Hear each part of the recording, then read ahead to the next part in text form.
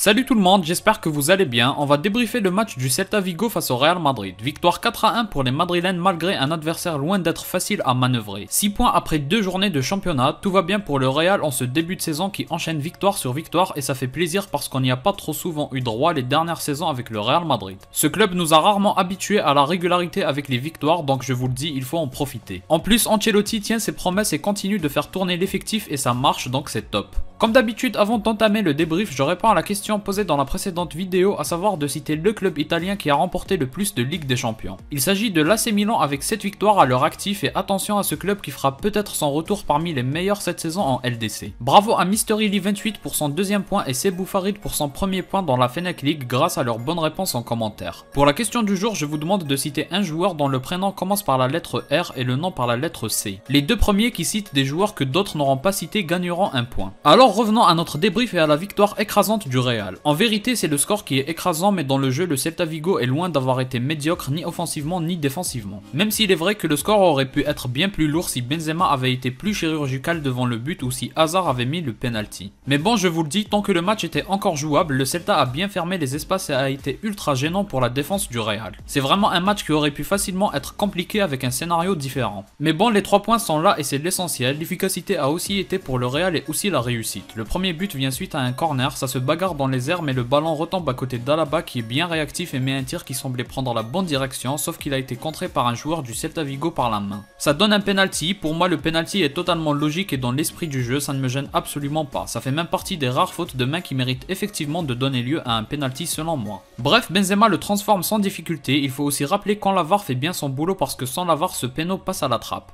Je me demande quel pourcentage de réussite Benzema a sur les penalties, je suppose qu'il doit être assez élevé quand même. Je viens d'aller checker et il paraît qu'il en a mis 30 et il en a raté 7. Il a donc 82% de réussite sur penalty. C'est pas fou mais c'est vraiment pas mal, en gros sur 10 il en rate 2. Malheureusement pour le Real, à peine quelques minutes plus tard, le Celta obtient un penalty de manière similaire à celui du Real. La différence, et ce n'est pas rien, c'est que la faute du joueur du Celta a certainement privé Alaba d'un but, mais celle de Militao est stupide parce qu'il n'y avait absolument aucun danger. C'est bien drôle la gestuelle bizarre de Militao et sa façon de se relever, mais faut éviter de concéder bêtement des penalties quand même. Surtout quand Iago Aspas ne laisse aucune chance à Courtois. Heureusement, le Real garde la même mise sur le ballon et après un tir de Benzema dans la surface adverse contrée, on se demandait s'il y avait faute de main encore et même la réalisation nous le montrait. Mais en même temps, il y a eu récupération du Real et Modric nous a offert un nouveau moment magique. Il dribble un joueur qui glisse et il enchaîne par un tir délicieux placé et imparable pour le gardien qui n'a pas pu voir la direction que le ballon prenait parce que ça a lobé le défenseur. Le tir de Modric et l'action dans sa globalité étaient vraiment jolis parce qu'il se débarrasse d'un joueur et il finit parfaitement. En plus, il a choisi l'option en solitaire. Je trouve que les joueurs du Real choisissent rarement l'option du tir en dehors de la surface, pourtant ils sont tous capables d'en mettre assez souvent. Bref, là Modric nous a régalé et nous sauve parce que si on rentrait au vestiaire avec 1-1 au tableau d'affichage, la deuxième mi-temps aurait pu être très différente. En tout cas, pour parler un peu du jeu collectif, le Real n'a pas beaucoup changé. Ça passe toujours aussi souvent par les coups de génie de Vinicius ou les combinaisons avec Benzema, ou alors par les coups de pied arrêtés ou encore par la qualité individuelle des joueurs incroyables du Real. C'est toujours la même chose avec le Real, mais cette fois-ci j'ai trouvé le Celta Vigo solide et qui n'a pas concédé tant d'occasions que ça. En première mi-temps en tout cas. Tant qu'ils n'étaient pas en désavantage au score, ils ont bien fermé le jeu et j'ai trouvé leur organisation solide, même Vinicius est rarement passé. Et en plus ils étaient très embêtants offensivement parce qu'ils arrivaient à sortir la balle sans trop de difficultés en vrai. Mais bon, sinon la deuxième mi-temps, les contre-attaques se sont multipliées et 2 d'entre elles ont payé. La première, c'est Modric qui voit un espace proposé par Vinicius et sa vitesse. La finition du Brésilien est excellente. Personnellement j'ai eu un pic de stress en mode il va rater, mais non, il a assuré. Ça me rappelle le but face à Liverpool sous Zidane qui était bien plus compliqué à mettre que celui-ci, mais là Vinicius s'est servi de son aisance à dribbler. En plus, quand il est à pleine vitesse, il est inarrêtable. Moi je dis qu'il va devenir le meilleur joueur du monde dans pas longtemps. Ensuite vient le 4e but qui scelle le match, c'est Valverde qui s'occupe de le mettre au fond. Sa finition à lui aussi est parfaite, lui qui est si fort pour les tirs puissants. Cette fois-ci il a fini plus en précision qu'en puissance. Le gardien est pris à contre-pied, il n'a absolument aucune chance. Benzema a glissé, sinon c'est lui qui aurait marqué ce but, mais peu importe, ce qu'il faut souligner c'est la récupération de Tchouaméni qui est à l'image de son match. Il a vraiment récupéré énormément de ballons. C'est vrai, comme les commentateurs l'ont dit, qu'il n'a pas pris beaucoup de risques. Bon, il y a eu un tir de loin qui a tué 1 ou 2 pigeons, mais sinon c'est surtout par le travail défensif qu'il s'est fait remarquer et tant mieux, contrairement à Camavinga qui n'hésite pas à se projeter et participer pour la création. De toute façon, Tchouaméni n'a pas d'autre choix que de monter en niveau, sinon ça va se voir parce qu'avec le départ de Casemiro, c'est lui qui va devoir prendre le relais et les grands matchs vont vite arriver. Donc Ancelotti a aussi raison de commencer à lui donner un maximum de temps de jeu dès maintenant. Au passage, je sais pas si l'absence de Kroos est un choix, mais ça permet à Camavinga d'avoir du temps de jeu aussi, donc tant mieux. Mis à part les 4 buts inscrits par le Real, Benzema a eu 2 opportunités de marquer en deuxième mi-temps. La première sur une très bonne passe de Modric qu'il aurait pu lober mais il a choisi la puissance, et la deuxième c'est après le penalty raté de Hazard, même s'il était difficile à négocier ce ballon là puisqu'il a rebondi. Je dis ça pour souligner que oui, Benzema est très fort, mais je trouve qu'il peut aller encore plus loin. Échouer c'est normal au foot, ça reste un jeu, on peut pas toujours réussir sinon ce serait anormal, mais dans la finition il arrive que Benzema se rate. Au passage il faut aussi souligner son incroyable altruisme, il obtient un penalty et il choisit de le donner à Hazard. En plus sur l'action du penalty il aurait pu choisir l'option de tirer mais il fait la passe. Il est toujours dans la réflexion du jeu avant celle de l'individuel, à ce niveau là c'est incroyable. Franchement respect à Benzema par rapport à ça, qui doit être l'un des rares à son poste qui pense encore au jeu avant lui-même. Malheureusement Hazard se loupe mais ça arrive, c'est pas bon du tout pour sa confiance par contre, et surtout il entre qu'à la 80e minute alors qu'il y avait 4-1 bien avant. Le match était plié et pourtant c'est le 3e choix, c'est pas bon du tout malheureusement. Moi j'aurais aimé qu'il revienne lors de cette saison, il reste encore de l'espoir pour quand les matchs vont s'enchaîner tous les 3 jours, mais ça sent pas bon encore une fois. Et je termine cette vidéo en soulignant une réflexion que j'ai eue au cours du match. Je me suis demandé s'il y a blessure de Benzema, comment ça va se passer. Ancelotti compte sur Mariano en dernier, mais avant il y a Hazard ou Asensio en faux neuf. Par contre à chaque fois qu'il les fait entrer c'est pas dans ce rôle là puisque Benzema ne sort jamais. Donc je me suis dit qu'il fallait reposer Benzema premièrement, et par la même occasion pourquoi pas en profiter pour leur donner du temps de jeu dans ce rôle là. Parce que si lors des grands matchs ce sera leur première parce que Benzema est blessé ou ne peut pas jouer, ce sera pas bon du tout. Voilà pour le débrief de ce match, je vous laisse réfléchir autour de cette réflexion. Sur ce je vous invite à liker, commenter, partager et vous abonner pour me soutenir, j'en ai bien besoin. Moi je vous dis à la prochaine, portez-vous bien.